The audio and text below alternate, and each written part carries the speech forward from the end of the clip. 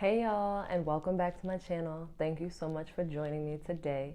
Today I just wanted to make a quick video, but an important video, about the importance of having a spiritual house, as well as the importance of making sure that your spirituality is a practice, an ongoing and everlasting and ongoing practice, in order to make it its most powerful and its most effective. So as you know, here we're talking, or you may not know, I'm an eclectic witch. I've been called many things in many lifetimes, but eclecticism is something that I practice, which means you take what works for you and you leave behind what doesn't. I had a friend one time and she was like, so when it comes to like religion and spirituality, you just do the things that you like and then you disregard everything else. And I was like, yes, that's exactly what I do.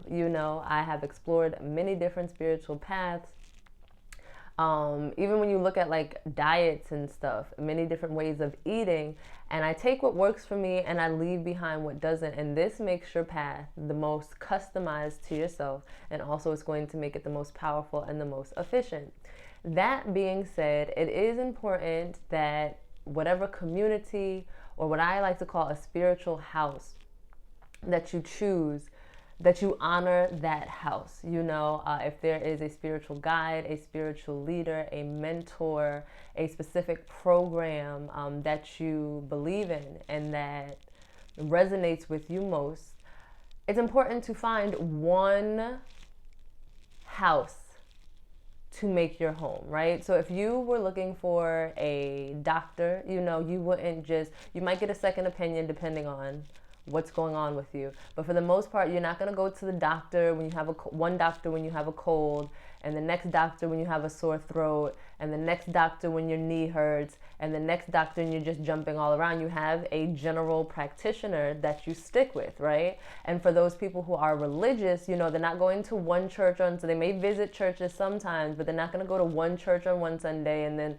look online and see, oh, we'll try this church another day and we'll try this church another day. They have a spiritual home, okay? It's important that you have a spiritual home so that you can get guidance that is tailored to you, especially upon building a relationship with this spiritual home, which is what I mean by making a spiritual house a spiritual home. When you get to know your spiritual guide, leader, whether that is if you're rocking with me, which is most appreciated. I'm honored to those who I have given spiritual guidance to over these last years upon years upon years. I am truly grateful for you trusting me with your spirituality, with your guidance, whether that's through my tarot readings or if we've done personal sessions as far as discovery sessions and things of that nature. If you've listened to my videos, my audios, I definitely appreciate it. But whether it's with me, which I would be honored, or if it's with someone else, making sure that you're honoring that home, that you're protecting that home, that you're allowing that home to guide you. Because there's a lot of noise out there. There's a lot of noise. And if you listen to that noise, you can become confused. You can become disillusioned, you can think you're doing things wrong. And these are pitfalls that you can fall into when you have a home where you're building that relationship, you're building that trust. You will feel more comfortable and confident in moving forward by making your selections, because at the end of the day, the choice is always going to be yours. Yes, you can allow for outside guidance and outside counsel, but at the end of the day, the choice is yours. So that's what I say when I do my energy readings. It's an energy forecast, just as though I was a weather person, right? I can tell you it's going to rain heavily tomorrow. The choice of whether you're going to bring an umbrella or not, that's going to be up to you.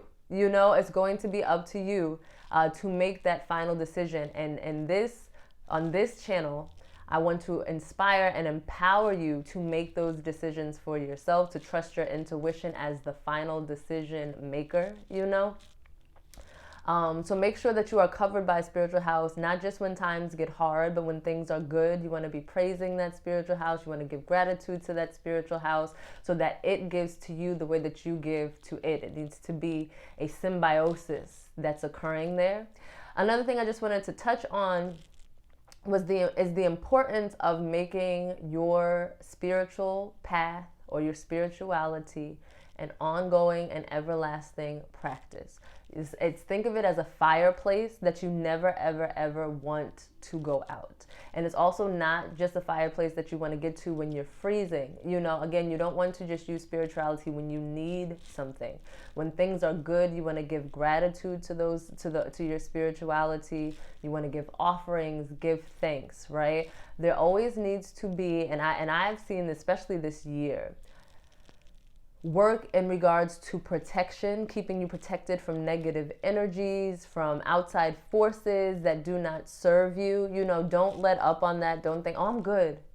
I don't need to do anything. No, you need to be using your oils, your protective oils. You need to be at your altar asking your ancestors, your angels, your ascended masters, the gods and goddesses that you work with. You need to be asking them for protection on a daily basis, for abundance and increase, for love. You know, this is a fire that needs to constantly be stoked, because if it gets cold, you know, if there's a lull in your practice, then there will also be a lull in your protection, a lull in your money, a lull in your home life, a lull in your love life, right? This is not something that you just do when you need it or when you get around to it, okay? So making sure whatever your practices are, if there's meditation in your practice, if there's affirmations, journaling, if there is ritual work, whatever it is that you're doing, it needs to be done on a daily basis. This is a practice,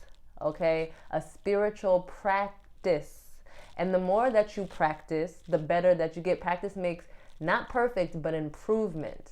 And you will get better, and you will get stronger, and you will get more knowledgeable. You know, you'll become wiser. And also you charge yourself. The more that you do it, you charge yourself. And the easier that then those things become, okay? The easier it is to be magnetic and to draw whatever it is that you need to be, because the practice charges you up. If you think of yourself as a battery, the practice charges you up. When you're on low battery, it's harder to do things. It's harder to attract things. It's harder to stay protected. But when you're keeping your energy up, it's easier. Those things start to come just like this, okay? So don't let up, you know, and it should be a fun practice. If there's things in your practice that you have to like drag your feet about, oh my God, now I have to go and light this candle, or oh, now I have to go and write this petition. You need to tweak your practice, because it should be a loving practice. It should be something that you look forward to, because when you do this, you're going to see results. You know, results are always the best motivator. So the more that you practice, the more that the results will come in more powerfully and quickly, and then you will feel just happy and encouraged to go and continue in the practice. So I just wanted to touch on the importance again of having a spiritual house that you turn into a home, you know, finding that community, finding the guidance, the guide, whether this be a person guide, whether this be a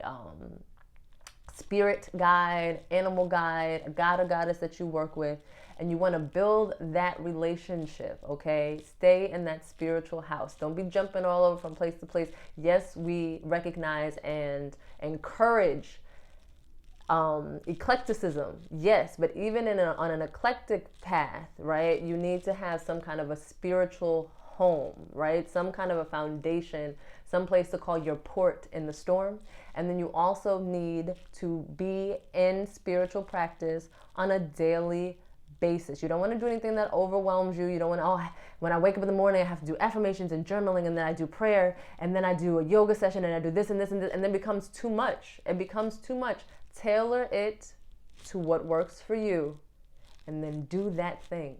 And then do that thing over and over and over again, and watch how fast things start to come in. Watch how powerful you are, okay? So that's just my message for today. If you are, oh, look at the camera moving and whatnot.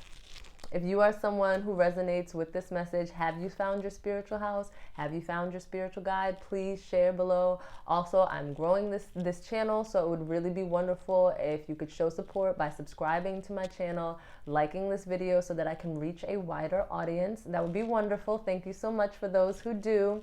And I wish you the best on your spiritual. If you have any questions also about tailoring your spiritual path or becoming eclectic, please hit me up. I'm here on YouTube, but I'm also on Instagram. You can find me at @theearthyeclectic_. You can also send me an email at theearthyeclectic1 like the number 1 at gmail.com, and I'd be happy to answer any questions for you. So until next time, peace and blessings to you guys. Later.